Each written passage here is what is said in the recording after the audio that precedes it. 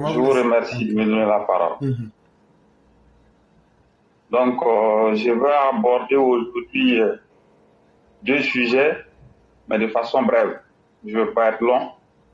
Le premier sujet concerne le mauvais stationnement des engins et plus particulièrement les poids lourds. Et le deuxième sujet, il est relatif aux infrastructures économiques dans le district du Denguélé et du Woroba.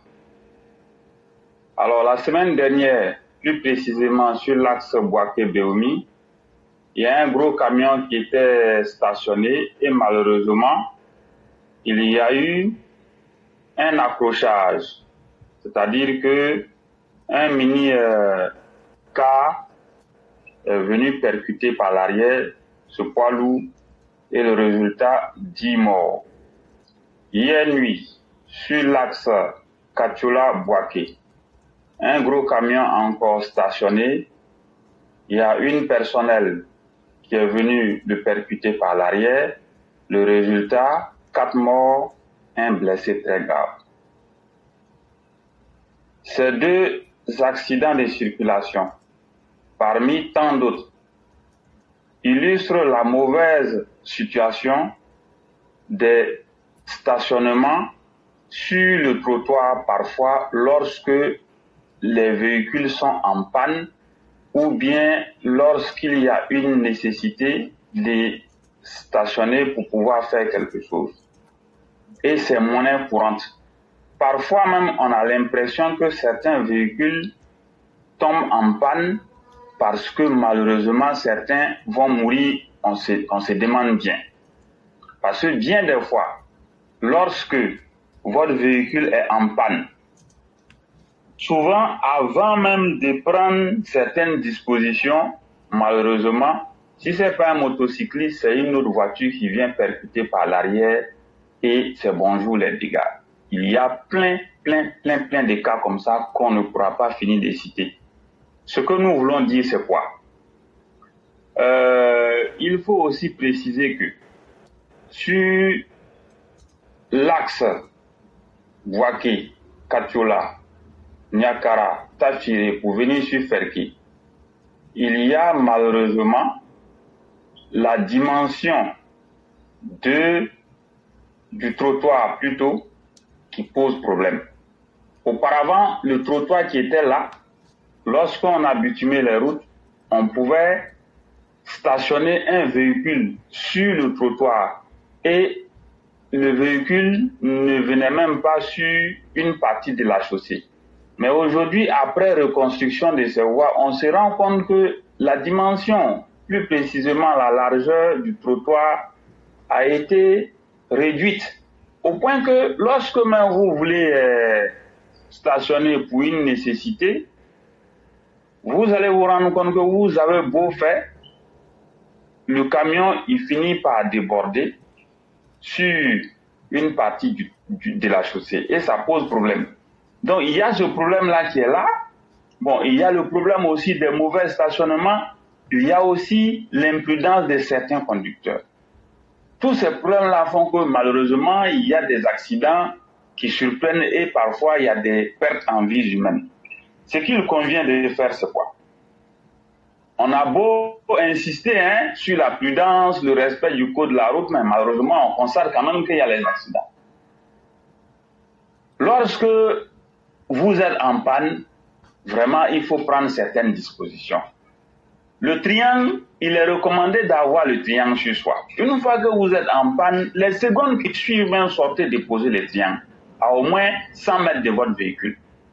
À défaut du triangle, coupez des feuilles ou bien des parties de l'arbre pour déposer. Vous pouvez couper des feuilles pour déposer sur la route jusqu'à 100 mètres comme ça.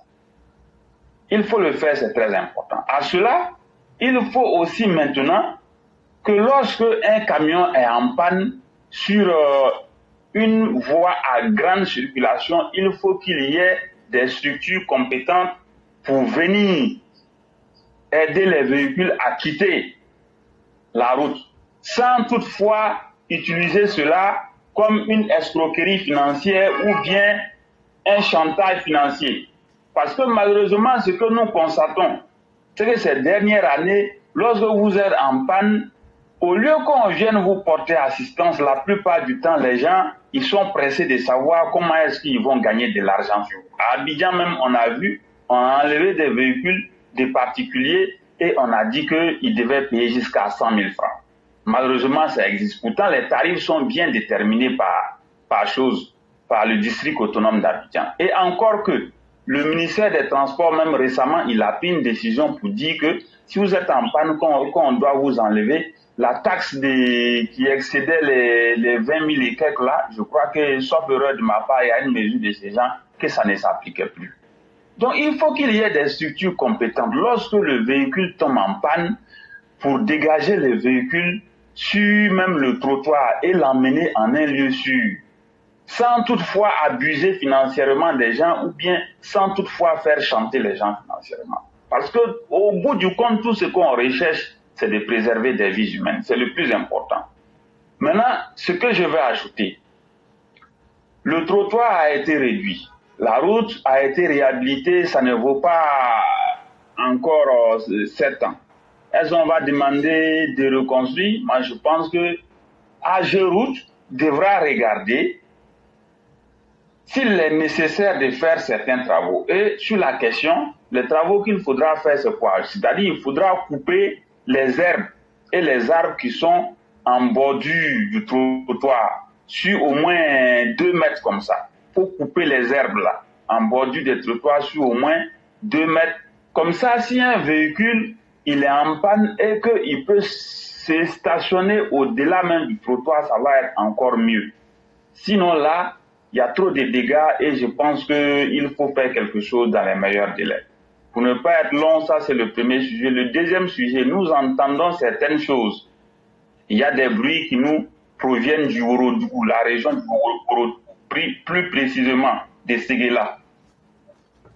Une chose est sûre, le problème fondamental, il est connu, c'est le manque d'infrastructures et d'emplois dans les régions, plus précisément du Denguélé et, non pas du Denguélé, dans les districts du Denguélé et du Woroba. Voilà. Donc, ces 2 districts sont en retard sur d'autres districts au point de vue développement et il y a la grogne qui est en train de se faire sentir.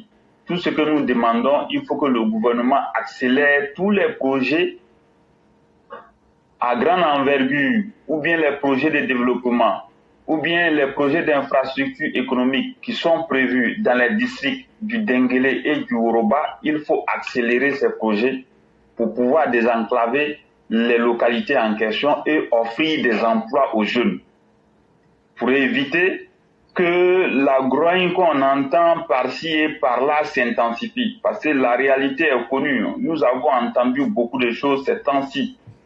Voilà, du côté d'Odjéné, du côté de Séguéla, hier, nous avons entendu des choses. Donc, on ne veut pas que ces bruits soient exploités par les adversaires pour pouvoir assouvir des mauvaises intentions. Donc, il faille que, dans les meilleurs délais, le gouvernement accélère les projets de développement dans les districts du Denguélé et du Woroba pour améliorer la situation dans les jours à venir. Pour ne pas être long, je m'arrête là et je vous remercie. Vraiment, merci beaucoup, Sundiata le concurrent. Merci pour ces avertissements. Effectivement, la manipulation aidant, les populations ne comprennent pas toujours. Et ça revient, c'est la responsabilité des cadres d'anticiper dans ce genre d'événement. Vous vous souvenez de l'affaire Anacap? Il a fallu qu'on puisse taper du poing sur la table pour qu'on puisse faire bouger certains cadres. Parce qu'ils attendent toujours le dernier moment. Et c'est désolant. Sinon, ce sont des choses qui ne devraient pas arriver. Mais surtout, ça pose la thématique qui est la suivante. Les ministres, gouverneurs et ceux qui ont été mis là au développement des régions. Ça veut dire que c'est l'inefficacité, sinon l'insuffisance de vos travaux qui sont critiqués comme ça.